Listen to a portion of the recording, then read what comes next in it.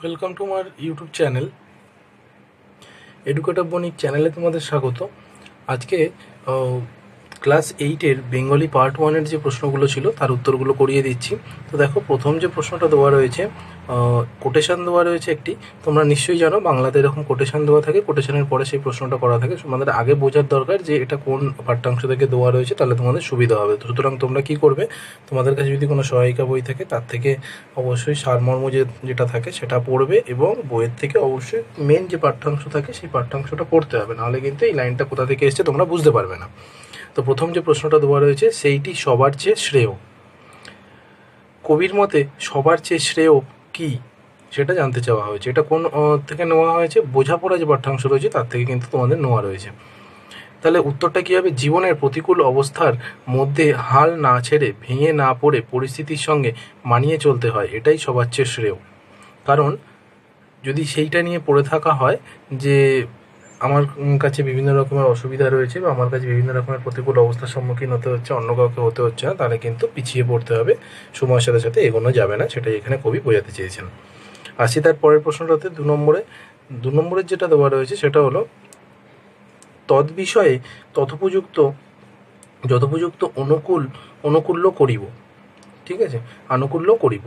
বক্তা কোন বিষয়ে আনুকূল্য করার প্রতিশ্রুতি দিয়েছিলেন? এটা নেওয়া হয়েছে তোমাদের অদ্ভুত আতিথেয়তা যেটা রয়েছে সেখান থেকে নেওয়া রয়েছে। বিদ্যাসাগর রচিত অদ্ভুত আতিথেয়তা গল্পে অতিথিপরায়ণ আরব জাতির প্রতিনিধি, ঠিক আছে, প্রতিনিধি আরব সেনাপতি মুর সেনাপতিকে এই কথাটি বলে পাঠিয়েছিলেন। কাকে বলে পাঠিয়েছিলেন? তাহলে আমরা বুঝতে পারলাম যে আরব সেনাপতি মুর সেনাপতিকে এই কথাটা বলে পাঠিয়েছিলেন। এই প্রশ্নের উত্তরগুলো আমি যতটা সম্ভব শর্টে তোমাদের লিখে দেওয়ার চেষ্টা করেছি, তোমরাও এইভাবে লিখবে। এবং দেখো, এখানে কিন্তু ডাইরেক্ট আমরা এটা বলতে পারতাম বক্তা কেন প্রতিশ্রুতি দিয়েছেন, কিন্তু এটা আমরা যুক্ত করছি, যার কারণ নম্বরটা ক্যারি করে। এটা যদি তোমরা লেখো সেক্ষেত্রে কি হবে, যে শিক্ষক দেখবেন খাতিরে সে বুঝতে পারবেন যে হ্যাঁ, তুমি পুরো ডিটেলসে এটা পড়েছো, এবং সেই জন্যই রচয়িতার নাম এবং পাঠ্যাংশটি কোথা থেকে নেওয়া হয়েছে সেটাও উল্লেখ করতে পেরেছো। তাহলে তোমরাও এটা দেবে। এবার আসছি মূল উত্তরটাতে। শত্রুপক্ষের সেনাপতি হলেও ক্ষুধার্ত, ঠিক আছে, এটা কি আছে? ক্ষুধার্ত, থ আছে, আমার হাতের লেখাটা একটু খারাপ, তো তোমরা একটু কষ্ট করে বুঝে নেওয়ার চেষ্টা করো ছাত্রছাত্রীরা। আমি চেষ্টা করছি যতটা সম্ভব তোমাদের বোঝার মতোই করে দেওয়ার। ক্ষুধার্ত, ক্লান্ত, মুর সেনাপতিকে আশ্রয় দেওয়ার থেকে শুরু করে তার বিশ্রাম, আহার, পানীয় কোনো বিষয়ে ত্রুটি রাখেননি। অর্থাৎ যদিও শত্রুপক্ষের তিনি সেনাপতি এবং তিনি জানেন তাদের সাথে যুদ্ধ করতে হবে, এবং পরে তিনি এটাও জানতে পেরেছিলেন যে তার বাবাকে হত্যা করেছিলেন ওই ব্যক্তি, তা সত্ত্বেও তিনি কিন্তু তার কোনো রকমের অসুবিধা করেননি। বিশ্রাম, আহার, পানীয় কোনো বিষয়ে ত্রুটি রাখেননি। মুর সেনাপতি আরব সেনাপতির পিতৃ হত্যাকারী হওয়া সত্ত্বেও তার আতিথেয়তায় কোনো ত্রুটি না রেখে আনুকূল্য করার প্রতিশ্রুতি দিয়েছিলেন। এটাই হলো তাহলে মূল কারণ যে কেন তার প্রতিশ্রুতিটা দিতে চেয়েছিলেন। এটা আমি শর্টে এক লাইনে জুড়ে করে দিয়েছি। তোমরা এইভাবে উত্তরটা লেখো পজ করে, আশা করছি উত্তরটা তোমাদের কমপ্লিট হয়ে যাবে। আসছি তাহলে এরপরে তিনের যে প্রশ্নটা রয়েছে, তিনের প্রশ্নটাতে দেখো 3 নম্বরে বলা রয়েছে, এই রইল তোদের পিকনিক। তাহলে কোনো একজন ব্যক্তি পিকনিক রেখে চলে যাচ্ছেন, এই রইল তোদের পিকনিক, আমি চললাম। বক্তাকে কেন তিনি পিকনিকে থাকতে চাননি? দেখো, টেনিদার গল্পটা তোমরা নিশ্চয়ই পড়েছো, এটা তোমাদের সেই টেনিদার বিষয়ের যে গল্পটা রয়েছে সেখান থেকে নেওয়া হয়েছে। বক্তা হলেন কে? টেনিদা। বক্তা বনভোজনের খাদ্য সামগ্রী উন্নত মানের করার চেষ্টা করেও বনভোজনের খাদ্য সামগ্রী নিম্নমানের হওয়ায় টেনিদা রেগে গিয়ে পিকনিকে থাকতে চাননি। তাহলে মেন বক্তা এই কথাটা যিনি বলছেন তিনি কে? টেনিদা, এবং তিনি থাকতে চাননি এই পিকনিকের মধ্যে বা বনভোজনের মধ্যে, কারণ খাবারের যে কোয়ালিটি ছিল সেটা খুবই খারাপ হয়েছিল, কারণ তিনি চেয়েছিলেন যে খাবারের কোয়ালিটি আরও ভালো করা হোক, সে কারণে তিনি থাকতে চাননি। তাহলে 3-এর প্রশ্নটা হয়ে গেল। আর সে পরের যে প্রশ্নটা রয়েছে সেই পরের প্রশ্নটাতে দেখো, পরের প্রশ্নটাতে যেটা দেওয়া রয়েছে, তো 4-এর দাগের যেটা দেওয়া রয়েছে সেটা হলো, পরবাসী কবি নিজ বাসভূমি গড়বেন। কবির মনে এমন প্রশ্ন জেগেছে কেন যে নিজ বাসভূমি গড়তে হবে আলাদা করে, যে বাসভূমি এই মুহূর্তে গঠন হয়েছে সেটা ঠিক নয়? তাহলে উত্তরটা কী হবে? দেখো, এটা বিষ্ণুদের রচিত পরবাসী কবিতা থেকে নেওয়া হয়েছে। সুতরাং কবি বিষ্ণুদের রচিত পরবাসী কবিতায় হারিয়ে যাওয়া প্রকৃতি সম্পর্কে কবির বেদনা ও বর্তমান জীবনে তার অপরিসীম যন্ত্রণার প্রতিচ্ছবি ফুটে উঠেছে। অর্থাৎ এখন আমরা যেভাবে যথেচ্ছভাবে গাছ নষ্ট করছি, পরিবেশ ধ্বংস করছি, পরিবেশের যে স্বাভাবিক অবস্থা তার থেকে আমরা কৃত্রিমভাবে বিভিন্ন রকমের আমাদের ভোগবিলাসিতার জন্য বিভিন্ন রকমের পরিবেশের ক্ষতি করছি, সেটার বিষয়ে তিনি বলতে চেয়েছেন। মূলত ফেলে আসা দিনগুলির কথা স্মরণ করতে গিয়ে প্রকৃতির স্বাভাবিক সৌন্দর্যের কথা ভেবে মন ভারাক্রান্ত হয়ে উঠেছে লেখকের। বনের আঁকাবাঁকা পথ, হিংস্র জীবজন্তুর, ছোট্ট খরগোশের স্বাভাবিক ক্রিয়া বা স্বাভাবিক যে কাজ হয় সেটা থেকে শুরু করে ময়ূরের নৃত্যের ছন্দ, অবশেষে ব্যাপক বনভূমির ধ্বংসকে তিনি মেনে নিতে পারেননি। যেটা বললাম এক্ষুনি যে বিভিন্ন রকমের যে ধ্বংস হয়েছে সেটা। এরপরে যেটা রয়েছে, কবি চেয়েছেন অবিবেচক মানুষের কাজকর্মের প্রতিবাদ ও সচেতনতামূলক কাজকর্মের সূচনার দ্বারা আবার নদী, গাছ, পাহাড় প্রভৃতির মর্যাদা গুরুত্ব ফিরিয়ে দেওয়ার স্বরূপ নিজ বাসভূমি করার বাসনা প্রকাশ করেছেন। তাহলে দেখো এক লাইনে কীভাবে পুরো জিনিসটাকে জুড়ে দেওয়া যায়। এরকমভাবে তোমরাও কিন্তু উত্তরগুলো এমনভাবে লিখবে যাতে খুব সংক্ষেপে এবং নির্দিষ্ট যেটুখানি দরকার, মানে যেটাকে আমরা বলি যথাযথ প্রযুক্ত উত্তর, সেইটুখানি তোমরা করার চেষ্টা করবে। তাহলে এই পর্যন্ত হয়ে গেল 5 দাগের প্রশ্নের উত্তরটা। আমি আরেকবার ওপর থেকে দেখিয়ে দিচ্ছি, তোমরা একটা স্ক্রিনশট নাও, তাহলে তোমাদের লিখতে সুবিধা হবে। অথবা তোমরা ভিডিওটিকে পজ করে উত্তরটা লিখে নাও। এর পরের যে প্রশ্নটা রয়েছে 5 দাগের, আমি সেই পরের 5 দাগের প্রশ্নের উত্তরটা করিয়ে দিচ্ছি। 5 দাগে যে প্রশ্নটি দেওয়া রয়েছে সেই প্রশ্নটি দেওয়া রয়েছে তোমাদের পথ চলতি, যেটা রয়েছে সুনীত কুমার চট্টোপাধ্যায়ের লেখা, সেখান থেকে কিন্তু দেওয়া রয়েছে। তো দেখো এর যে প্রশ্নটা তোমাদের দেওয়া রয়েছে, এই কোটেশনটা আগে আমরা পড়ে নিই। কোটেশনটা পড়লে আমরা বুঝতে পারবো যে হ্যাঁ, এটা সুনীত কুমার চট্টোপাধ্যায়ের এটা থেকেই দেওয়া রয়েছে। দেখো, এইভাবে আমরা দেহরাদুন এক্সপ্রেসের সেই 3rd ক্লাস গাড়িখানিতে যেন এক পস্তু সাহিত্য গোষ্ঠী বা সম্মেলন লাগিয়ে দিল। তাহলে পস্তু সাহিত্য গোষ্ঠীটা কি অ্যাকচুয়ালি সেটা জেনে নাও তোমরা। কিন্তু এটা একটা গোষ্ঠী যাদের নাকি কিন্তু নিজস্ব একটা ভাষা এবং সমৃদ্ধি থাকে। তো সেখানে কি হলো, একটা ট্রেনের কামরার মধ্যে তারা যাত্রাকালীন যে ঘটনাটা সেটা বলছে। তাহলে উত্তরটা এখানে কি লিখবো, তোমরা স্ক্রিনে দেখতে পাচ্ছ উত্তরটা নিশ্চয়ই। সুনীতি কুমার চট্টোপাধ্যায় রচিত পথচলিত রচনাংশে স্বয়ং লেখক এই মন্তব্য করেছেন, যেন এক পস্তু সাহিত্য গোষ্ঠী বা সম্মেলন লাগিয়ে দিলাম। গয়ায় অবস্থিত শ্বশুর বাড়ি গয়া থেকে কলকাতা ফেরার সময় লেখক কাবুলিওয়ালাদের একটি 16 জনের দলকে সহযাত্রী হিসাবে পান। এই দীর্ঘ ট্রেন যাত্রার প্রাথমিক পর্যায়ে কাবুলিওয়ালারা তাকে তাদের কামরায় ঢুকতে দিতে চাইছিলেন না। লেখক সেই পরিস্থিতিতে ফরাসি ভাষার শরণাপন্ন হয়ে তাদের সম্ভ্রম আদায় করেন। পরবর্তী সময় এদের সঙ্গেই তার হিন্দুস্তানি ও বাংলায় কথোপকথন চলে।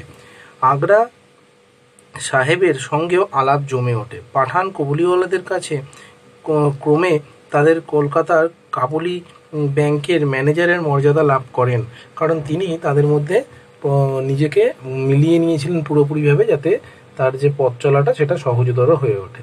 কথা প্রসঙ্গে লেখক কাবুলিওয়ালাদের কাছে তাদের মাতৃভাষা প্রসূতুর সর্বশ্রেষ্ঠ কবি সম্রাট ঔরঙ্গজেবের সবসময় খুশহাল খা কট্টর গজল সেনার আগ্রহ প্রকাশ করেন। সবচেয়ে উপরের বাঙ্কে বসে থাকা এক কাবুলিওয়ালা অত্যন্ত খুশি আর উৎসাহিত হয়ে নানা কায়দায় সেই গান শোনালেন।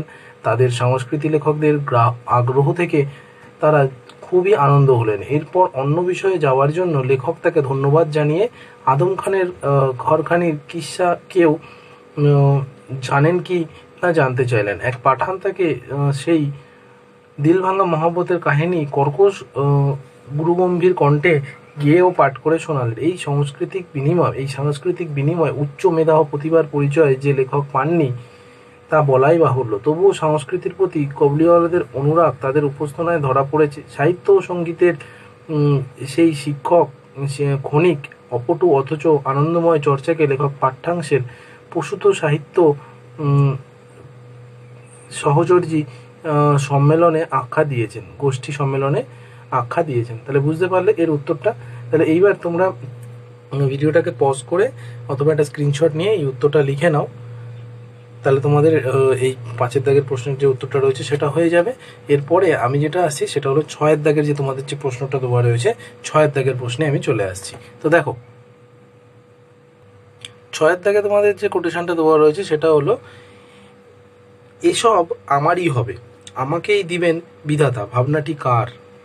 বিধাতা তাকে কি কি দেবেন বলে সে মনে করে। ভাবনাটি তারাপদ রায় রচিত একটি চড়ুই পাখি কবিতার চড়ুই পাখিটির। তাহলে কি, আমরা যখন বাড়িতে থাকি না, বাড়িতে যদি কোনো রকমের পাখি চলে আসে, সেক্ষেত্রে তা কী হয়, তার পুরোপুরিভাবে মনে হয় যে তার বাড়ির যে জিনিসগুলো রয়েছে, জিনিসপত্র রয়েছে, সেটা সবই তার। তো লেখক এটাই তাকে বোঝাতে চাইছেন যে তুমি এরকমটাই চিন্তা করো।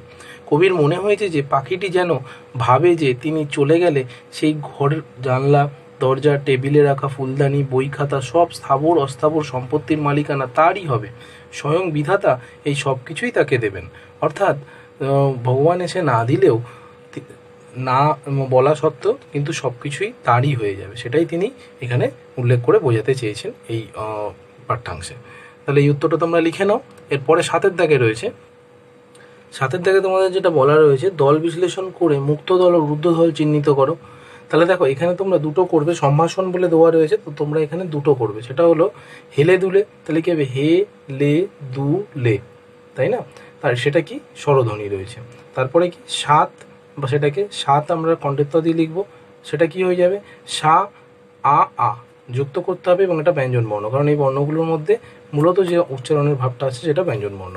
এরপরে 8 দাগে যেটা রয়েছে, সেটা তোমাদের একটা বাক্য রচনা করতে বলা রয়েছে, সেটা হলো উঠন্তি মূল পতনে চেনা যায়। মানে আমরা প্রথমেই কোনো ঘটনা দেখে বলতে পারি যে এই ঘটনাটা দেখেই বোঝা যাচ্ছে যে সে কীরকম ভবিষ্যতে হবে বা কিছু, সেটাই বোঝা যাচ্ছে। তাহলে এখান থেকে, তাহলে এবার এর মূল অন্তর্নিহিত যে অর্থটা, সেটা আগে লিখবো। শুরু দেখে তার শেষ কি হবে আন্দাজ করা যায়, এটা হলো তোমাদের অন্তর্নিহিত অর্থ। মানে এটা কিন্তু তোমাদের প্রশ্নে চাইনি, আমি এটা করে দিয়েছি যাতে তোমরা বাক্য রচনাটা নিজের মতো করতে পারো, বা এর যে উক্তিটা, সেই উক্তিটা বুঝতে পারো, সেই কারণে আমি এটা সহজ ভাষায় বাংলাটা করে দিয়েছি। এবার বাক্য রচনা যেটা রয়েছে, এইটা হলো তোমাদের মূল প্রশ্নর বাক্য রচনা। তাহলে বাক্য রচনাটা করবো কি, যে কোনো শিশুর বাল্যচর্চা দেখে যেমন তার ভবিষ্যতের পথ বোঝা যায়, এ যেন উঠন্তি মূল পতনে চেনা যায়। অর্থাৎ মূল যখন উঠছে, তখন সেটা যখন পড়ে যায়, তখনই সেটা চেনা যায় যে মূলটা কীরকম। এর ন্যায় চেনা যায়, এর ন্যায়, ঠিক আছে? কারণ এর মতোই চেনা যায় যে শিশুরা যখন ছোটোবেলায় বাল্যচর্চা করছেন, সেই সময় তার দেখে বোঝা যায় যে সে সেরকম ছিল। অর্থাৎ বিভিন্ন বন্ধু, তুমি নরেনের যে কীর্তিকলাপের আগে ছোটোবেলায় পড়ে এসছো, সেখান থেকে তোমরা বুঝতে পারো যে কীরকমই আগ্রহী ছিল সব কিছু বিষয়ে। তো সেই বিষয়টাই আমি এখানে তুলে ধরার চেষ্টা করেছি। তাহলে এখানে শেষ হয়ে গেল এই চ্যাপ্টারটি। প্রশ্নের সব উত্তরগুলো তোমরা অবশ্যই প্রশ্নের উত্তরগুলো করে নাও। যদি কোনো অসুবিধা হয় কমেন্ট করে জানাও। আর যারা চ্যানেলে নতুন রয়েছে, অবশ্যই চ্যানেলটি সাবস্ক্রাইব করো, যাতে পরবর্তী ভিডিওর আপডেটগুলো, নোটিফিকেশানগুলো তোমরা সঠিক সময় পেয়ে যাও। তাহলে আমি আজকে এই ভিডিওটা এখানেই শেষ করছি, এবং কয়েকদিনের মধ্যেই তোমাদের আগে যেরকম অঙ্কের প্রত্যেক দিনের চ্যাপ্টার আপলোড করা হতো, সেরকমই আপলোড করব। তোমরা মডেল অ্যাক্টিভিটি আজকের পার্টগুলো করে নাও, যাতে এই পরের যে ভিডিওগুলো আপলোড করবো সেগুলো সঠিক সময় তোমরা নিয়ে করতে পারো নিজেরা। যদি তোমাদের কোনো স্পেসিফিক চ্যাপ্টার নিয়ে কোনো অসুবিধা থাকে, অবশ্যই জানাও, আমি সেই চ্যাপ্টারগুলো তাহলে আপলোড করে দেবো বা ভিডিও করে তোমাদের বুঝিয়ে দেওয়ার চেষ্টা করবো।